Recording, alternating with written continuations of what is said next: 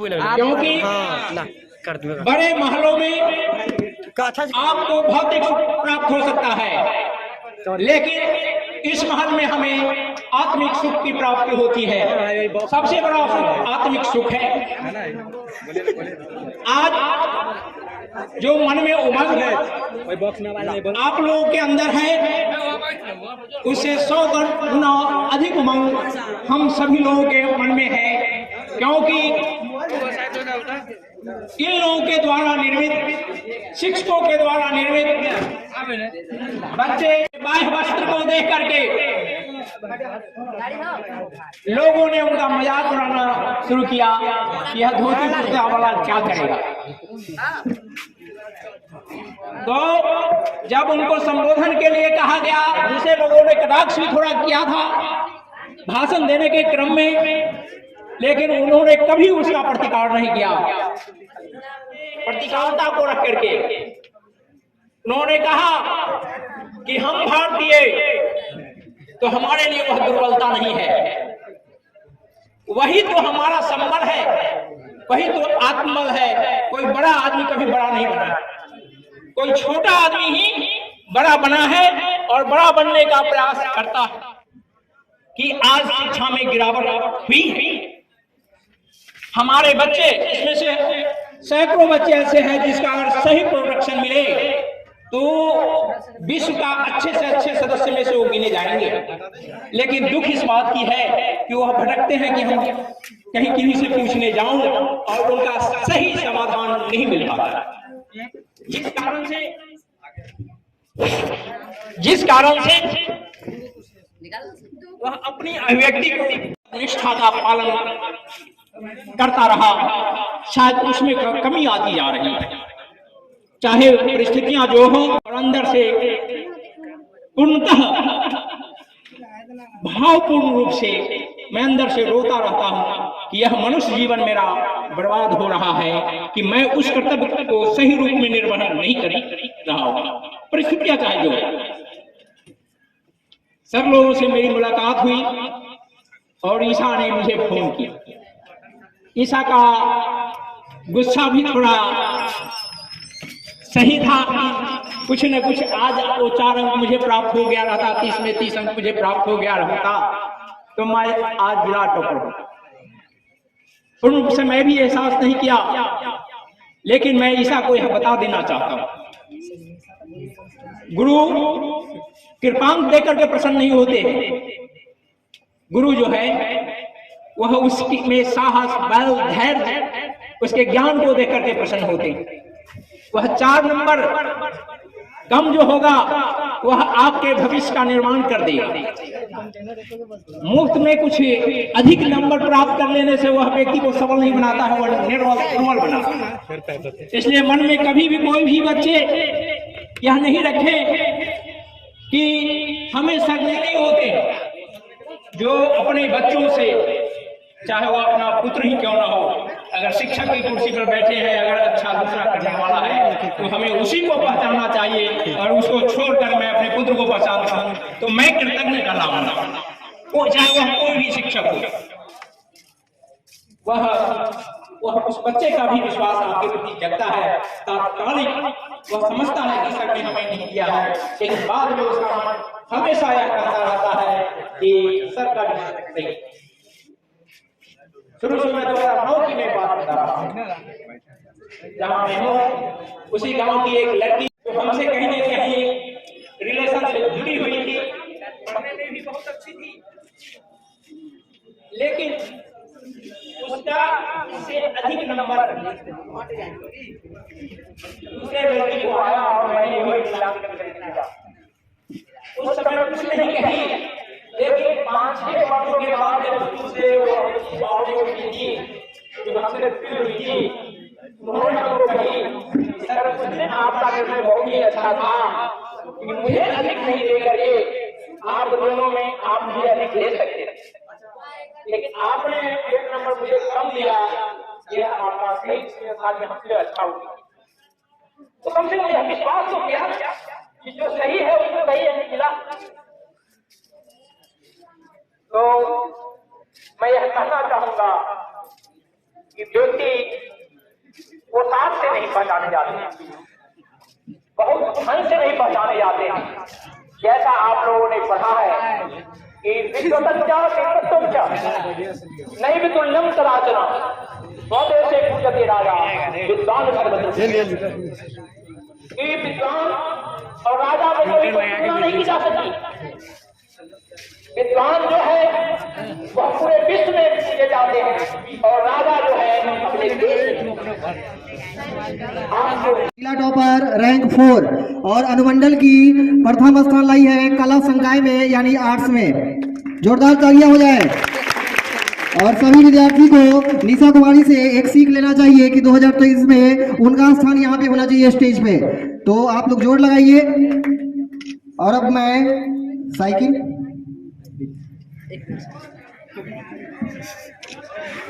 Hello इंदौली की छात्रा रही हूँ।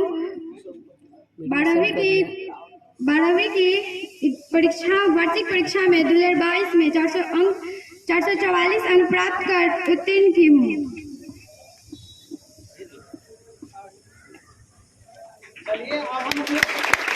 सर यहाँ पे लाइव है 2022 परीक्षा में लाइव है।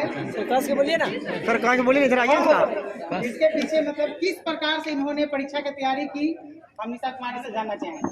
सर इधर आइए ना, तैयारी का स्ट्रैटेजी क्या रहा। सर बीच में, सर बीच में आइए ना, सर बीच में आइए ना, सर बीच में आइए ना आप। सबसे पहले तो हमारे परीक्षा की तैयारी के लिए एक डेली लाइफ रूटीन होता है, उसको एक अच्छे डिसिप्लिन के साथ फॉलो करना चाहिए। और जैसे कि हमारा जो पर्सनल टाइम होता है और क्लास के टाइम होते हैं, उसको छोड़कर जो भी टाइम बचता है उसे अपने स्टडी में दीजिए। और जो डेली लाइफ रूटीन होता है उसको एक अच्छे डिसिप्लिन के साथ फॉलो करना चाहिए। और जो वीक सब्जेक्ट है उस पर विशेष ध्यान देना चाहिए। और मैं अब जानना चाहूँगा, सेकंड क्वेश्चन है कि इन्होंने जो इतनी बड़ी सफलता हासिल की है, इसके पीछे किन किन व्यक्तियों किनका सपोर्ट रहा। मेरे पेरेंट्स, मम्मी पापा, भाई जी और मेरी छोटी बहन का भी साथ रहा है।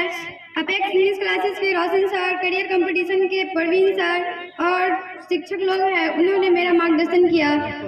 अपेक्स इंग्लिश क्लासेस के रोशन सर है जो टाइम पे टेस्ट लेते हैं। उस टेस्ट में अगर आप भाग लेते हैं, भाग लेना भी चाहिए, और आप भाग लेते हैं तो आपका सेल्फ कॉन्फिडेंस बढ़ता है, जिससे आपकी कमजोरी का पता चलता है और आप उस पर काम कर उस कमजोरी को दूर कर आगे बढ़ सकते हैं। हासिल की है, सबसे ज्यादा मार्क्स हासिल की है 436 नंबर, और यह सैदपुर प्रखंड अथरी हाई स्कूल की टॉपर है। इनको मैं स्टेज पे बुलाना चाहूंगा, आप लोग जोरदार तालियों से इनका स्वागत कीजिए।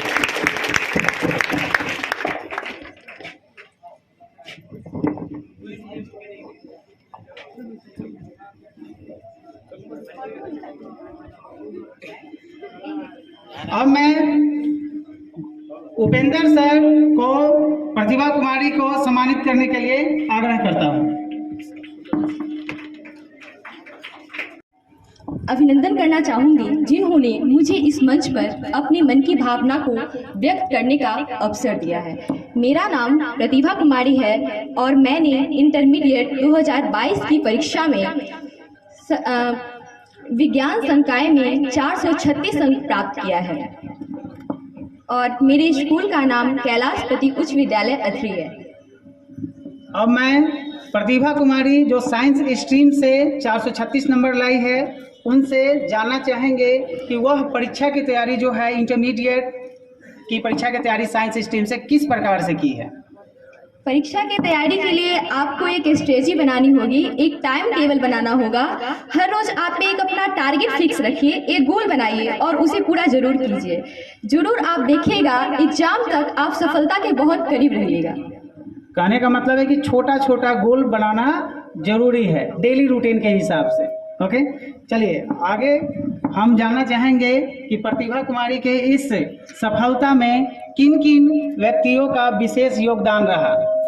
मेरी सफलता में मेरे पेरेंट्स, उनका सबसे बड़ा योगदान रहा है, और मेरी दीदी जो हमेशा हमें गाइड करती थी। साथ ही मैं अपने वेक्टर साइंस क्लासेज के सभी शिक्षकों को भी इसका क्रेडिट देती हूँ, और अन्य सभी शिक्षक जिनका मोटिवेशन हमेशा मेरे साथ रहा है, जैसे शंकरन सर है और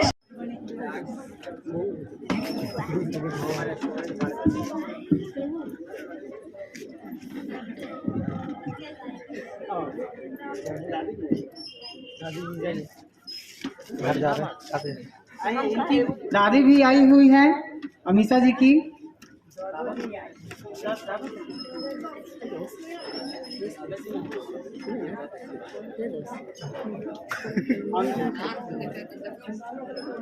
अमीषा के दादाजी जहाँ कहीं भी हो, प्लीज यहाँ पे आइए।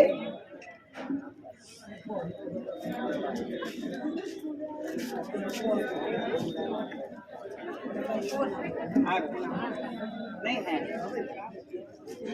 अमीषा के दादाजी हनुमान नगर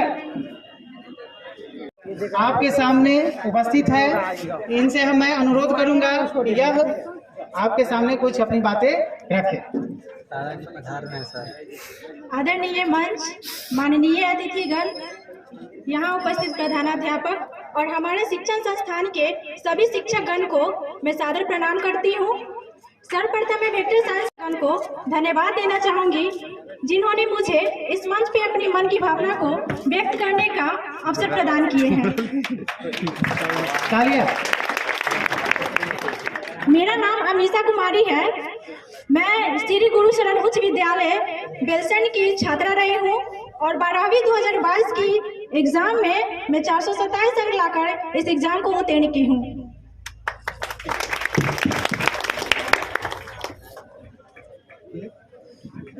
अब अमीषा कुमारी के दादाजी यहाँ पे उपस्थित है।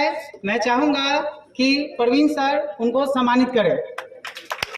प्रयास पुनः इनके गुरु ने किया, लेकिन अपने अंदर जो बेब है उसको वह प्रकट नहीं करना चाहती है और अभी भी यह नहीं कर पाई।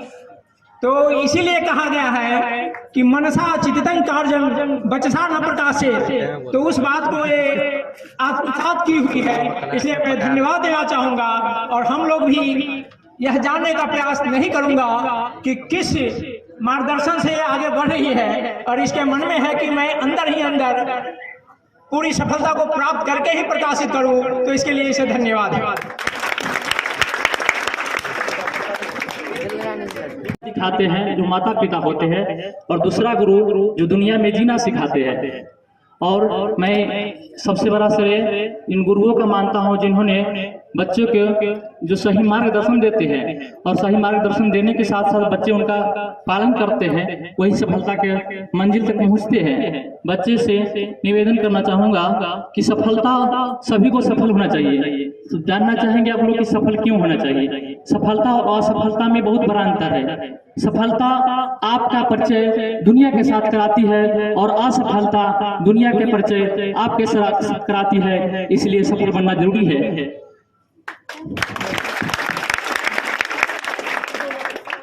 सपना सभी कोई देखिए। कुछ बच्चे होते हैं कहते हैं कि सपना क्यों देखे, हमसे पूरा ही नहीं होगा।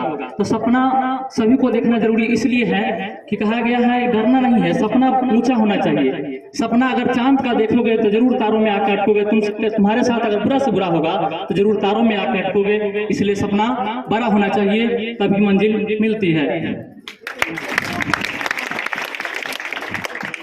गुरु सबसे बड़ा आप लोग के जीवन का अंग होते हैं, जिनको कभी भी अपमान नहीं करना चाहिए। गुरु के बिना कुछ भी संभव नहीं है, क्योंकि जैसे मार्ग में चलते हम लोग हैं तो रास्ते में किसी रास्ते की मंजिल की नहीं पता होता तो पूछते हैं। उसी प्रकार हमारे गुरु होते हैं, जिनके बताए मार्ग पर चलेंगे तो हम लोग सफलता के मंजिल तक पहुंचेंगे। इतना ही कहकर अपनी वाणी को विराम करना चाहूंगा। जय हिंद, जय भारत। अब मैं जयनंदन कुमार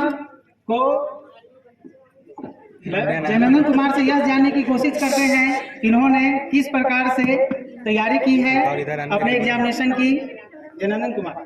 सर्वप्रथम रूटीन बनाना जरूरी है, बिना रूटीन का पढ़ाई अच्छे से नहीं हो सकता। उसके बाद रेगुलरिटी रहना चाहिए क्लास में, और अंतिम टाइम में सेल्फ टेस्ट देना जरूरी है। दिनचर्या आपकी रूटीन मतलब किस प्रकार से था? प्रत्येक सब्जेक्ट के हिसाब से कितना मतलब समय उसमें देते थे? सभी सब्जेक्ट कवर होने के बाद ही अच्छा अंक प्राप्त होता है, इसलिए जो सब्जेक्ट बोरिंग लगता था उसे सबसे पहले पढ़ते थे, उसके बाद जो सबसे ज़्यादा अच्छा लगता था उसे अंत में रखते थे। सबसे ज़्यादा इंटरेस्टिंग सब्जेक्ट कौन सा है आपका? मेरा हिस्ट्री था।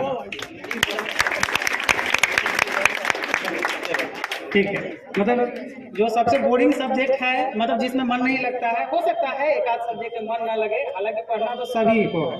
नहीं पढ़िएगा तो मालूम चलेगा सब में 90 एगो में 28 नंबर आ गया, फेल मार्क्स। तो इंटरेस्टिंग, ठीक है, इंटरेस्टिंग सब्जेक्ट आप बाद में पढ़ सकते हैं, लेकिन नॉन इंटरेस्टिंग सब्जेक्ट पहले पढ़िए, क्योंकि उसमें नींद ज़्यादा आने की संभावना रहती है। ठीक है, अब इनके बारे में जननंदन कुमार जो मैट्रिक में 392 अंक लाए हैं और इंटर में डायरेक्ट छलांग लगा के जिला टॉपर के लिस्ट में 7th स्थान 441 मार्क्स लाए हैं। कहने का मतलब है जननंदन कुमार यह उदाहरण दिए हैं कि मैट्रिक में आपका अगर कम भी मार्क्स होता है तो इससे कोई फर्क नहीं पड़ता, इंटर अपना एक स्थान रखता है और इंटर में आप मेहनत कीजिएगा तो मैट्रिक के मार्क्स से कहीं गुना ज्यादा आप अंक ला सकते हैं, जो जननंदन कुमार ने यह साबित कर दिया है। चलिए जननंदन कुमार आगे चल कर यह कैरियर ग्रुप में क्या अपनाना चाहते हैं यह जानते हैं जननंदन कुमार से। क्वालिफाई करना चाहते हैं एनडीए नेशनल डिफेंस एकेडमी, जिसे कर्नल ब्रिगेडियर बनते हैं, वो वाला। चलिए, अच्छा है। देश की रक्षा आखिरी हाई स्कूल के सर यहाँ पे मौजूद है, उनसे हम आग्रह करते हैं कि सर आया जाए।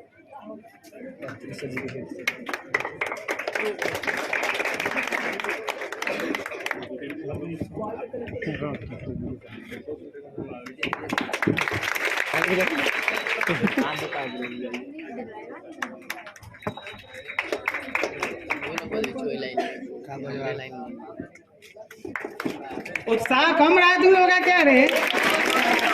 वाह, पूरा एनर्जेटिक है इधर।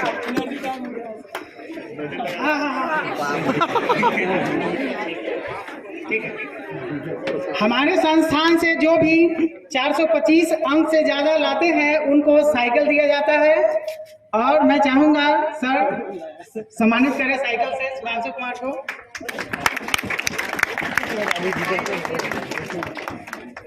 हमारी ओर से सुधांशु कुमार, सबसे पहले मैं इस कार्यक्रम के आयोजक कोचिंग संस्थान के प्रमुख श्री प्रवीण कुमार मिश्र एवं उनके सभी सम्मानित सहयोगियों के प्रति अपना आभार व्यक्त करता हूं। यहाँ मंचस्थ जितने भी सम्मानित हमारे मित्र चंदौली उच्च विद्यालय के प्रधानाध्यापक सनत बाबू, अन्य अभिभावक वृंद, पत्रकारिता से जुड़े व्यक्ति, यहाँ हमारे सभी प्यारे छात्र छात्राओं, निश्चित तौर पर ऐसे कार्यक्रम होने चाहिए और यदि इसे परीक्षा फल के उपरांत माना जाए तो आगामी परीक्षा फल का इसे प्रारंभ भी माना जाना चाहिए। यदि मान लिया जाए कि 2022 की यह माध्यमिक परीक्षा का, उच्च माध्यमिक परीक्षा का परीक्षाफल आया है, जिसके उपलक्ष्य में यह सम्मान कार्यक्रम मनाया जा रहा है और यह आगामी वर्षों के लिए 2023 के लिए, 2024 के लिए जिसके छात्र हमारे सामने हैं, निश्चित तौर पर उनको यह प्रेरित करे और यह कार्यक्रम सम्मान कार्यक्रम के साथ साथ प्रोत्साहन कार्यक्रम है।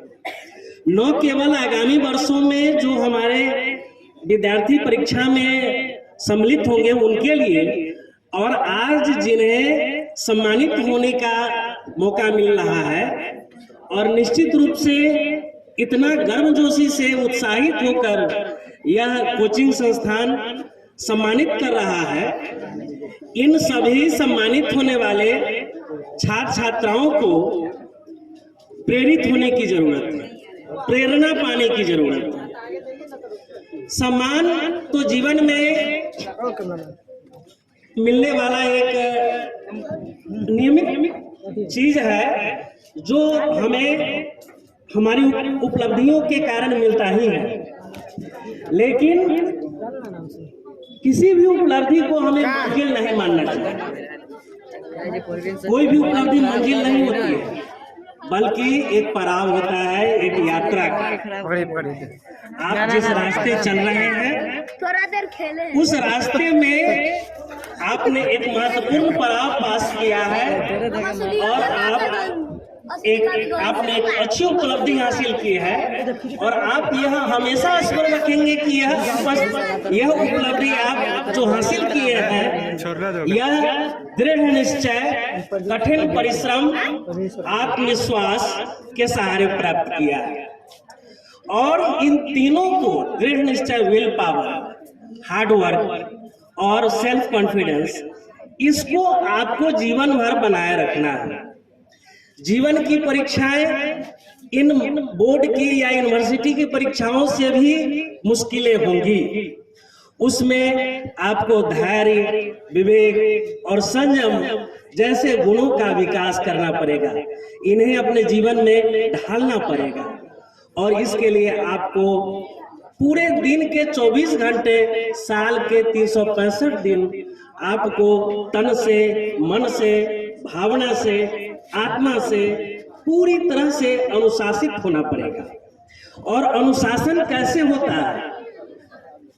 कलाम साहब बहुत बड़े वैज्ञानिक थे, शिक्षाविद थे। उन्होंने कहा कि हम अपनी स्वभाव को नहीं बदल सकते हैं, लेकिन अपनी आदतें बदल सकते हैं। यदि आप 100 दिनों तक किसी चीज को लगातार करते हैं, आप लगातार अभ्यास करते हैं, अभी चर्चा चली थी practice makes a man perfect, स्वाभाविक है। आप 100 दिनों तक यदि अभ्यास करते हैं किसी चीज का, तो वह आपकी आदत में शुमार होगा, और वह आदत धीरे धीरे डिसिप्लिन में आएगा, जिसको अनुशासन कहते हैं। और यह अनुशासन केवल विद्यालय या किसी संस्था की ही चीज नहीं है, बल्कि आपके घर का, जीवन के प्रत्येक क्षेत्र में आपका यह अभिन्न अंग है। और यह जीवन के किसी भी क्षेत्र में, आप देश में किसी भी क्षेत्र में जो सफलता प्राप्त हुए लोग हैं, उन पर आप दृष्टि डालें तो आप इन गुणों को उनमें भरपूर पाएंगे। और उसको विकसित करने में उन्होंने पूरे जीवन की साधना की। अंत में मैं यह कहूंगा कि गौतम बुद्ध ने कहा था, आत्मदीपो भव। अभी यहाँ पर किसी तरह के बल्ब, किसी तरह के लाइट की व्यवस्था नहीं की गई है, चूंकि सूर्य का प्रकाश है। लेकिन रात में हमें अतिरिक्त वैकल्पिक प्रकाश की व्यवस्था करनी पड़ती है। और जीवन में हमें खुद को प्रकाशित करना है, हमें अपने आप को प्रकाशित करना है, और अपने जीवन का दीपक स्वयं बनना है। और जीवन का दीपक बनने की सबसे बड़ी जो व्यवस्था है वो है शिक्षा। शिक्षा के द्वारा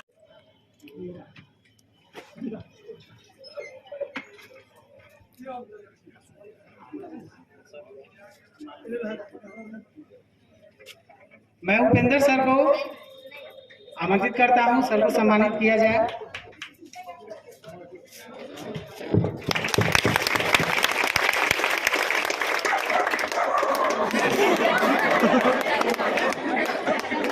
वो भी ताली बजा रहे हैं आप लोगों से प्रेरित होके।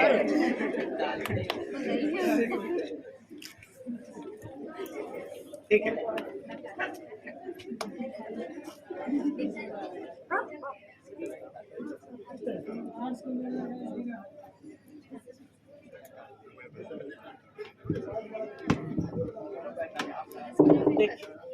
अभी हमने तो संक्षेप में और जो बातें आवश्यक यहाँ समयानुसार है उसको हमने रखने की कोशिश की। इसलिए कि एक वाक्य व्यक्ति के जीवन को बदल सकता है।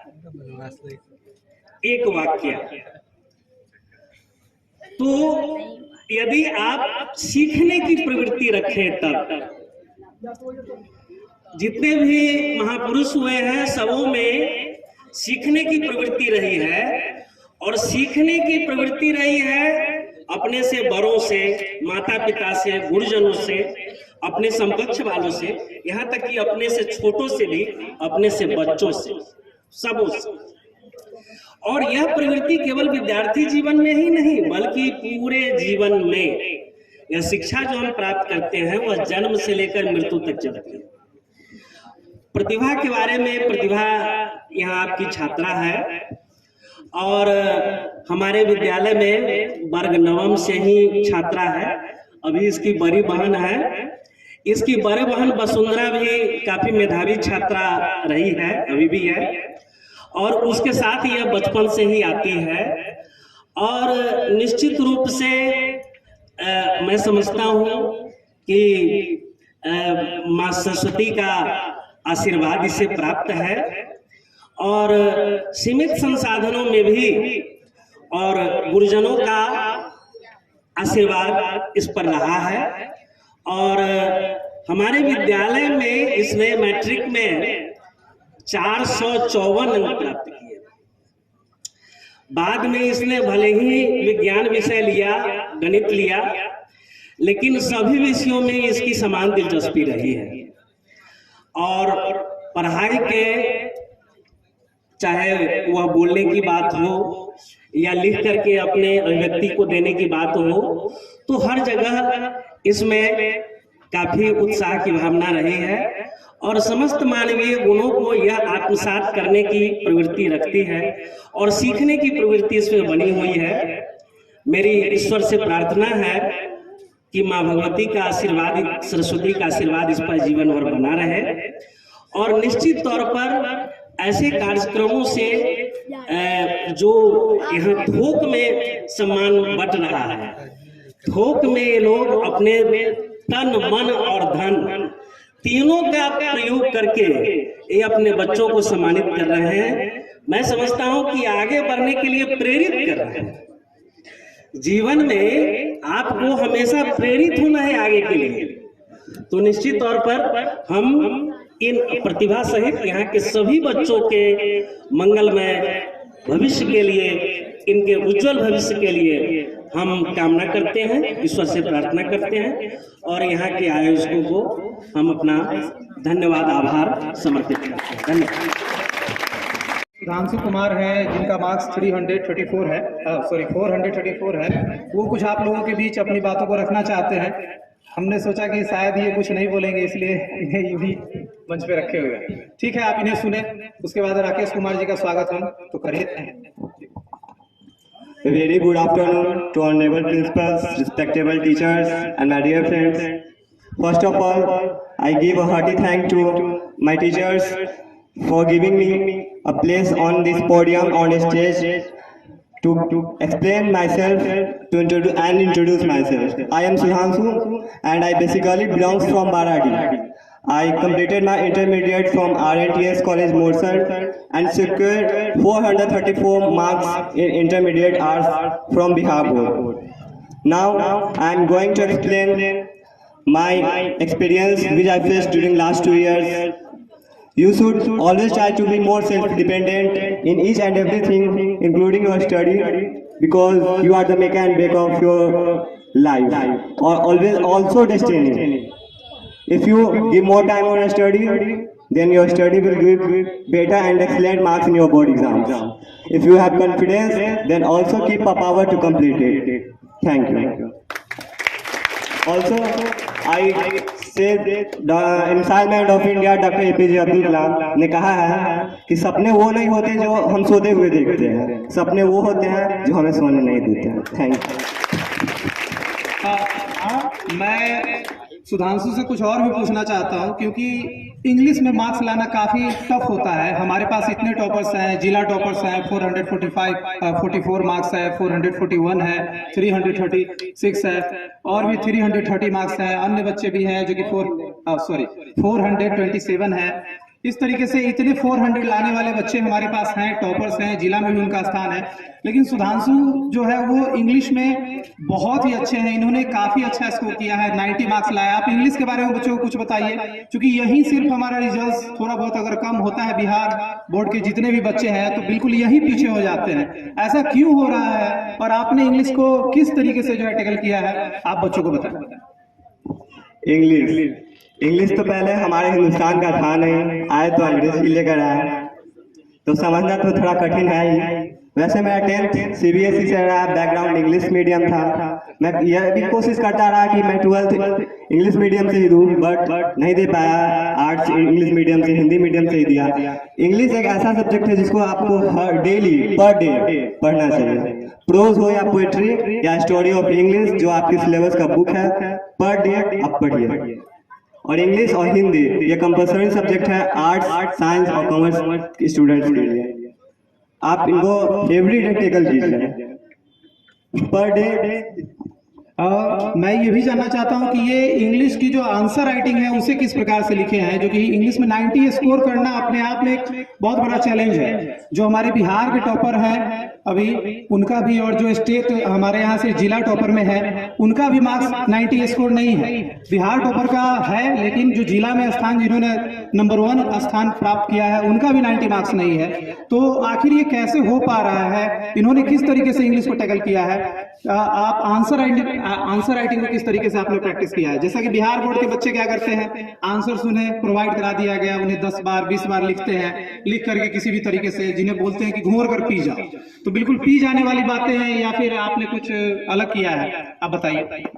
नहीं, आपको जो डिक्शनरी या वर्ड मीनिंग सर के द्वारा सुने जाते हैं डेली क्लास में, वो तो आप याद रखिए ही। साथ में जो समरी लिखवाए जाते हैं या सर के द्वारा कोई भी असाइनमेंट टेस्ट या लिया जाता है, उसमें आप हिस्सा लीजिए, भाग लीजिए, जिससे आपके मार्क्स बढ़ सकते हैं इंग्लिश में। अगर आप एक दिन भी मार्क्स अगर आपके पीछे कमने का कारण ये होता है कि आप क्लास नहीं आ पाते या क्लास छोड़ देते हैं, तो यही कारण है कि इंग्लिश को आप पर डे पढ़िए और सर के द्वारा जो भी असाइनमेंट या टेस्ट लिया जाता है उसमें हिस्सा लीजिए। बहुत सारे स्टूडेंट्स भी हैं, मतलब लास्ट टाइम में टेस्ट देने नहीं आते थे, सर का क्वेश्चन पेपर बर्बाद चला जाता था। सर बोलते भी थे कि बच्चे लोग नहीं आ पाते हैं, टेस्ट नहीं देते हैं, तो उन लोगों का मार्क्स कम आया है इसी कारण से कि इंग्लिश लास्ट टाइम में वो टेस्ट नहीं दे पाया।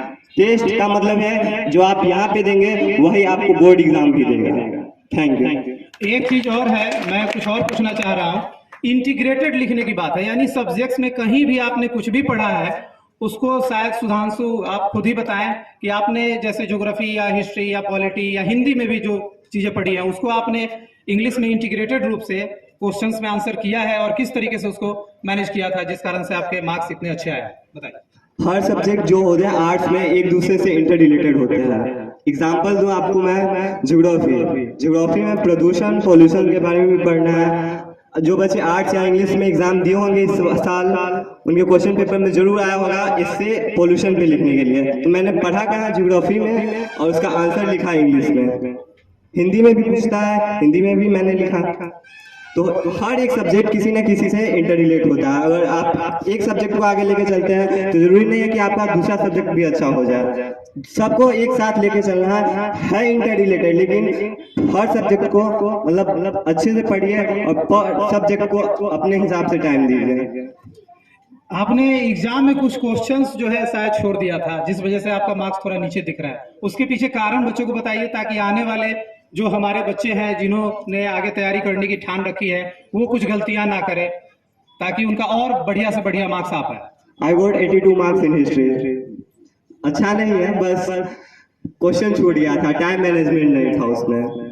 पहले मैंने दीर्घ को टैकल किया, दीर्घ को टैकल करने में 2-2 पेज 2.5 पेज का आंसर मैंने लिखा। यही पॉलिटिकल साइंस में 1.5 पेज तक का लिखा। अगर मैंने हिस्ट्री में दीर्घ उत्तरीय लिखने कम कर दिया रहता तो काश मेरा लघु उत्तरीय नहीं छूटता और हिस्ट्री में मार्क्स 90+ होता। टीचर्स ने आपको जो इंस्ट्रक्शन दिया था, क्या ये इतना ज़्यादा था कि आप 3 पेज लिखें, 4 पेज लिखें, या फिर जो इंस्ट्रक्शन है कि कॉपी में 11 या 12 दूना 24, लगभग 24 पेज होते हैं, आप उससे काफ़ी ज़्यादा कर रहे थे? ऐसा क्यों, मतलब एग्जाम हॉल में अचानक से इतना बड़ा चेंज, जबकि आप कोचिंग में हमेशा से टॉप पे रहे हैं? फैक्ट जो होते हैं टेक्स्ट बुक में आंसर